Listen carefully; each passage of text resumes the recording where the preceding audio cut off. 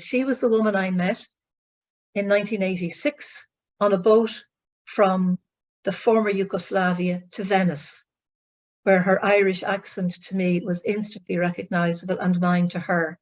And we got talking, and it was learning about her experiences, first of all, of having left Ireland as a very young girl to make her fortune in England because there was nothing for her here, but also that she had this mythological sense of the Ireland that she had left behind, which bore no relation to the Ireland that I was living through in the 1980s, which was in the midst of a dreadful recession. So I found those contrasts incredibly interesting, and it was Phyllis who actually sparked the idea for this book.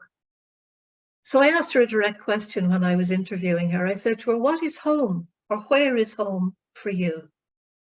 She says, I find it a strange phenomenon that when I'm here in England, I talk about going home to Ireland. And when I'm at home in Ireland, I talk about coming back here as going home. I must admit there is a sense for me of not belonging totally in either place.